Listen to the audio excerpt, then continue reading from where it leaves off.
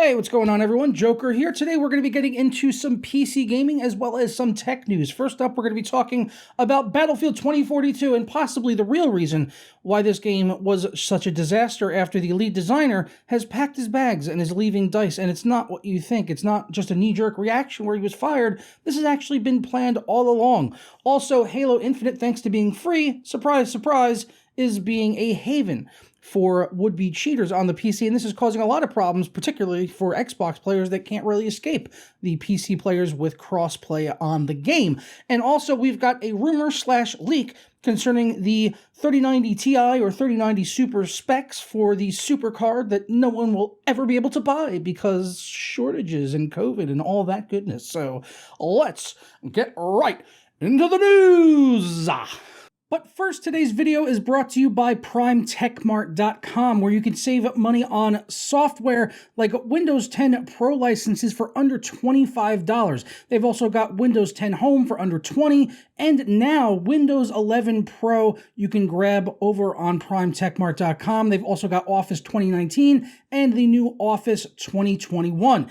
And if you want to save an additional 20% at checkout on Windows 10 or any other software, go ahead and click Buy It Now, and during the checkout process, go ahead and put JP20 in and apply that coupon, and that'll give you 20% off of any software that you happen to pick up over there. So for Windows 10 Pro, you can see it dropped our price down from $24.46 to under $20. So be sure to hit up the links down in the description below, and don't forget to use my coupon code JP20 at checkout for an additional 20% off. First up, though, Battlefield 2042, which we can all agree is a huge pile of bear excrement, just complete and utter dog shit. I saw a headline this morning when I woke up that there are currently more players on Steam actively playing Farming Simulator 2022 than there are on Battlefield 2042. There's actually a whole bunch of other games that are playing that are being played more than Battlefield 2042, but that one took me by surprise. That's a hell of a headline there. More people playing Farming Sim rather than Battlefield, and it is still a complete clusterfuck. They've, put out a couple of patches that have maybe fixed some server-side stuff, hit registration, which it's still pretty bad, but doesn't take away from the fact of the lack of features and just basic features and functionality of a first-person shooter that just aren't there. Game mode, server browsers, yada, yada, yada. So people have been wondering, why is this game failing so bad? And I think we may have a hint to what was going on here, as it has been announced by EA that the lead designer at DICE, Fawzi Mesmar, has left the building. He is leaving on, actually this Friday. He will officially be departing from the company. And like I said at the start, you may think this is just like a knee-jerk reaction or something from EA and DICE. The game came out, it sucks, so let's get rid of this guy or ask him to resign or whatever. No. This has been planned all along. This guy has had a job offer for who knows how long, and this company that he's going to be going to, which we don't know what company it is yet, decided that they would let Fawzi finish his work on Battlefield 2042 before he would leave EA and DICE. So it's starting to seem more and more like this game was rushed out so they can get it out before Fawzi left the company, or maybe he just kind of dragged his dick through the dirt trying to finish up this game just so he can go jump to his new job offer making more money. In his direct quote, he says, "It has been an absolute pleasure working on the best design team in the galaxy. The incredible design work that you do inspires me every day anew. Thanks for the trust you have placed in me. I hope I have not disappointed you." That this is basically an open letter to the other employees that have worked under him at DICE. He says, "I was made an offer from another company that I couldn't refuse." What is this, The Godfather?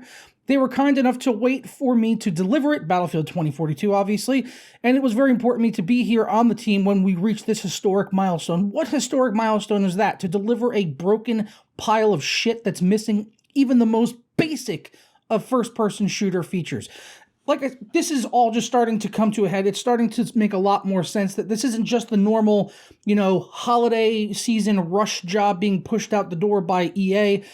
This guy has had a job offer waiting in the wings until he could finish this game, and for whatever reason, it seems like they wanted to get this game out with Fawzi, leading the pack or leading the development of Battlefield 2042, and now we see the state that it is. And look at this guy. Look at Fawzi Mesmar, you absolute cunt missile. You know this guy gets railroaded on the weekends by biker gangs. You know he's taken a quote-unquote golf trip before where he just really went to truck stops and gotten ass raped by butt pirates all throughout the day, and then he called his wife and told her his round of golf was great. That is Fawzi Mesmar. You absolute piece of shit. Look at that face. Don't you want to just punch his fucking mustache off? Oh, God, you twat. Oh, that game is so bad. I tried playing again yesterday. It's horrendous. It's so bad. I wanted to play Team Deathmatch. The only official one they have right now is Bad Company 2 versus Battlefield 3, in the portal.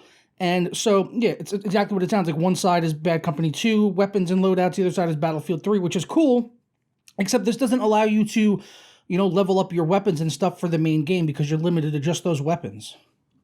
Who wants to do that? I want to level up my shit and level up my guns and get unlocks for the weapons that I can actually use in the official game modes of the game, which also suck because I'm hoping that at some point they'll add in like an official rush mode into the game so I could just play rush with the actual Battlefield 2042 weapons and level those things up and be able to use them on the new game and not just on portal servers where I get no experience. What a concept. Next up, Halo Infinite. Unlike Battlefield 2042, is actually launched to a lot of praise from the gaming community. The multiplayer is completely free. We haven't gotten the campaign yet. I believe it comes out on December 5th, if I'm not mistaken. I could be wrong about that date. But yeah, the multiplayer has already been out, and it's, like I said, completely free. You can get it on Steam or through the Microsoft Store and play it. But just like games like Warzone that are free to play, cheating is already running rampant on Halo Infinite, and it is obviously affecting people playing on the Xbox as well, as the game does have crossplay. Now, unfortunately, Xbox players can't just outright disable crossplay. They only have the option to disable playing against people with mouse and keyboard, so they can set whether they want to play against people with controllers only, mouse and keyboard only, or just everyone all together.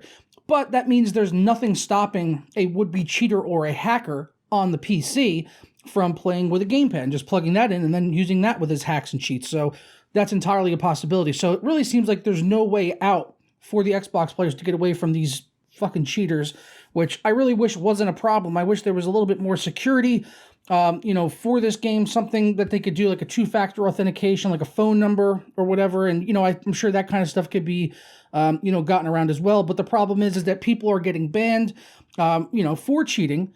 And then they could just use another spoof account or go through a website like 10-Minute Mail and just create a temporary email address to get the account set up and running.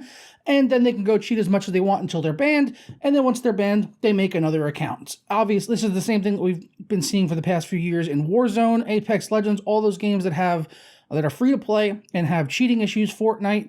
And now Halo Infinite is another one of those games. So making it free to play is almost, has made it worse in a way, because it makes it a lot easier for cheaters to just get on there and play completely for free with only a few minutes of work of setting up a new email address. And if they're already willing to go through the trouble of getting cheats or hacks, or probably even purchasing cheats and hacks, then they're probably willing to also set up a few fake email accounts to be able to play the game and cheat to their heart's content. So that's really what's going on with Halo Infinite. Hopefully, 343 will implement some type of better hacking detection software, or like I said, put in like a two-factor authentication thing where you set up an account and then you maybe have to have a phone number where you could receive a code or something texted to you.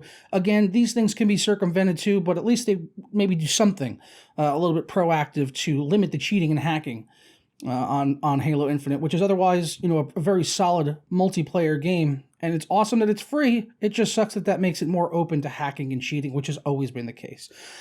Next up, the RTX 3090 Ti or 3090 Super, whatever you want to call it. It doesn't have an official name or announcement yet, but we've been getting some leaks and rumors about the upcoming GPU, which you will never be able to purchase because reasons.